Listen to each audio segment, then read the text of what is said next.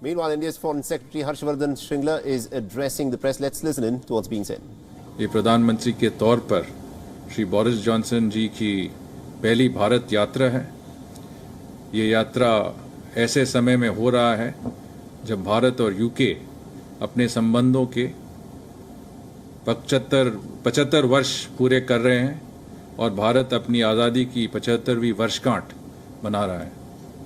यह यात्रा मई 2021 में आयोजित इंडिया यूके वर्चुअल समिट के एक वर्ष बाद हो रही है।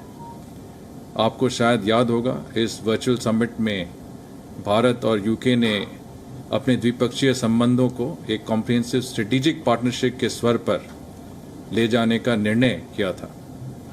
इस समिट में भारत और यूके के बीच अगले 10 वर्ष सहयोग बढ़ाने के लिए एम्बिशियस रोड मैप 2030 अपनाया गया है। रोड मैप 2030 में 5 महत्वपूर्ण क्षेत्रों में जॉइंट प्रायोरिटीज आइडेंटिफाई की गई है। In this regard, the main agenda of the visit was on bilateral relations, to review the roadmap and focus on its implementation and on delivering results. During the bilateral talks, the two leaders appreciated the progress achieved so far in various sectors. In the context of the ongoing FTA negotiations, the main emphasis was on further strengthening trade and economic relations. They noted the progress made on the joint commitments after the enhanced trade partnership, which was launched last year. They appreciated the headway made in the FTA negotiations so far and mandated the trade teams to work towards completing the FTA by the last quarter of this year, 2022. An FTA between the 5th and 6th largest economies of the world is expected to boost economic growth, create new jobs in both countries, and double bilateral trade by 2030. Defense and security cooperation was another key focus area for the visit. Both leaders held detailed discussions on opportunities for defense collaborations, particularly co-development and co-production of advanced defense technologies, including in areas such as electric propulsion, modern fighter aircraft, jet engines, complex weapons, subsea radars, etc. In this context, they welcomed the establishment of a mechanism on maritime electric propulsion. Prime Minister Modi invited British industries to take advantage of India's modern defense ecosystem and Make in India to meet the needs of the armed forces of India as well as those of other countries. Prime Minister Modi welcomed the recent UK announcement of an open general export license that will significantly facilitate UK's defence licensing process for India. He also welcomed the open opportunity for Indian defence companies to participate in UK's new helicopter and naval shipbuilding program. Both sides also agreed on intensifying cooperation in countering threats in new domains like cybersecurity, space, artificial intelligence, as well as on strengthening cooperation on counter-terrorism and in addressing violent extremism and radicalism. On cybersecurity, they agreed to enhance the India-UK cybersecurity partnership with a focus on cyber governance, safeguarding critical national infrastructure, and building cyber deterrence. In the context of the current global energy price volatility, both Prime Ministers also emphasized cooperation on rapid deployment of renewables, including offshore wind energy, in which UK is a world leader, and in areas like green hydrogen. They also discussed ongoing health collaboration, building on the successful partnership of the Covishield vaccine. Science and technology partnership, higher education, migration, mobility were other areas that figured in the discussions. The talks provided an opportunity to exchange views on regional and global issues of mutual interest, including cooperation in the Indo-Pacific. India welcomed the UK joining the Indo-Pacific Oceans Initiative under the Maritime Security Pillar and agreed to cooperate closely in this region towards their shared commitment for maintaining an open, free and secure Indo-Pacific region. Prime Minister Modi congratulated Prime Minister Johnson for the successful organization of the United Nations Climate Change Summit, COP26, in Glasgow in 2021. They reiterated their commitment to climate action to achieve the goals of the Paris Agreement and the Glasgow Climate Pact. The two leaders also discussed the ongoing Ukraine-Russia conflict.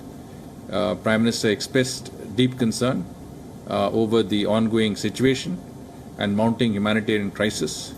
Prime Minister reiterated his call for immediate cessation of violence and conveyed strong advocacy for peaceful resolution of the situation and direct dialogue between the two parties.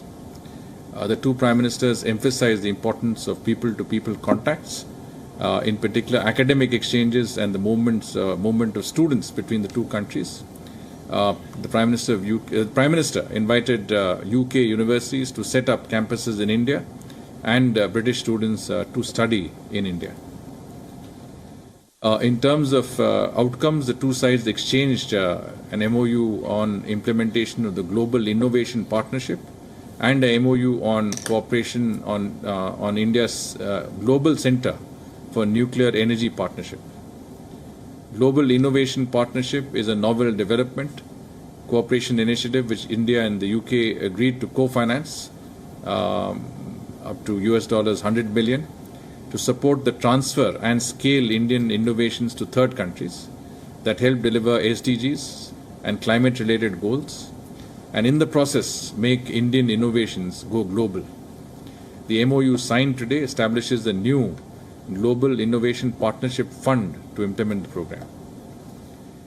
Other institution-to-institution MOUs were also concluded in the margins of the visit, including the MOU on the establishment of a short-term chair at Birmingham University, signed between the Indian Council for Cultural Relations, ICCR, and Birmingham City University, and between the National Institute of Wind Energy and Offshore Renewable Energy Catapult.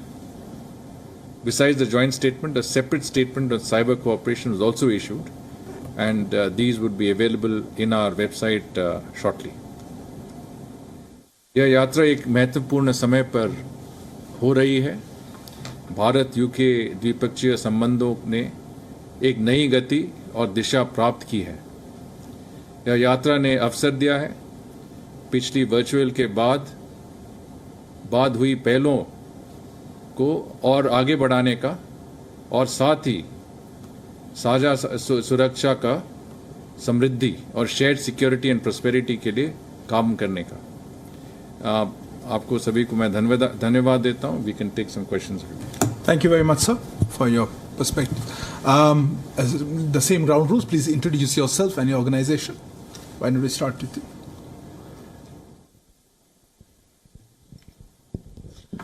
मैं Madhurendra news nation से। Sir, आपने जैसा कि brief किया और PM के भी संबोधन में हमने सुना कि यूक्रेन क्राइसिस पर बातचीत हुई, खासतौर पे पीएम ने जो बातें कही कि वॉर जो है वो खत्म होना चाहिए।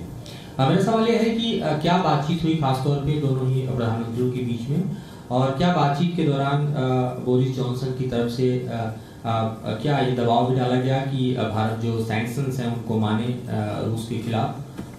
इसके अलावा और भी बातचीत के पहलू आप बता सकते हैं?